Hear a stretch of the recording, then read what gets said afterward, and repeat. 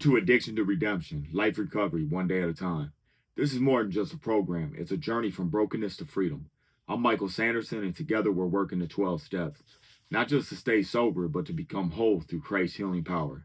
So grab your Bible, take a deep breath, and let's recover, one day at a time.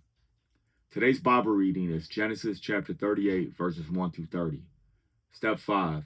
We admitted to God, to ourselves, and to another human being the exact nature of our wrongs. Admitting our wrongs to ourselves can be the most difficult part of step 5. Denial can be blinding. How can we be expected to admit to ourselves those things that we are blind to?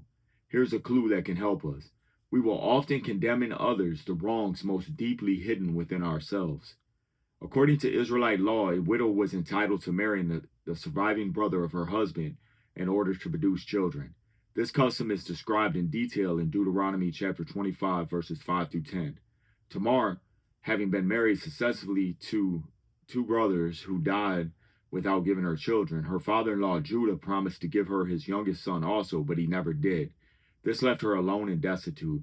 In an effort to protect herself, she disguised herself as a prostitute and became pregnant by Judah himself, and she kept his identification seal, which he had given her as a pledge for payment. Genesis chapter 38, verses 1 through 23.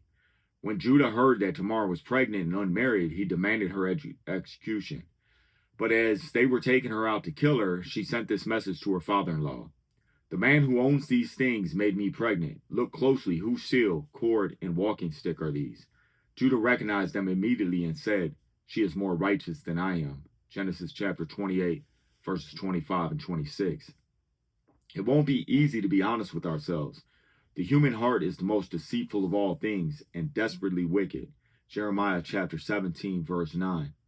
We can look at those things we condemn in others as a clue to what we may be lurking within our own selves. Questions. What am I avoiding in step 4 by delaying step 5? This doesn't apply to me. Even before I started sharing my 12-step work on YouTube, I dug deep, often doing searching and fearless moral inventories of myself and admitting the exact nature of my wrongs to God, myself, and to other human beings. I still do this often. I feel it's an important part of continued sobriety. 2. What is the exact nature of my wrongs as listed in step 4? Lies, violence, abuse, committing crimes, fornication, adultery, drug use, wanting what belongs to others and taking it, worshiping false gods, witchcraft, sorcery, and using foul language.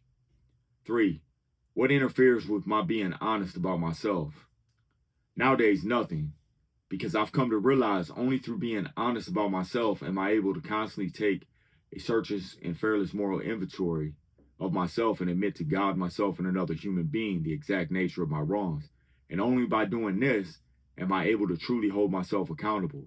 Without accountability, we're left with guilt that turns into shame, which turns into relapse, which turns into the whole cycle of active addiction and all the chaos and pain that comes along with that.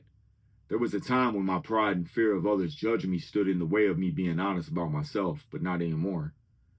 Thanks for spending this time with me on your recovery journey. Remember, healing takes place one day, one choice, and one prayer at a time.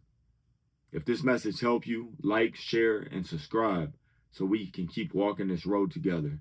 Stay strong, stay faithful, and never forget, we do recover, one day at a time.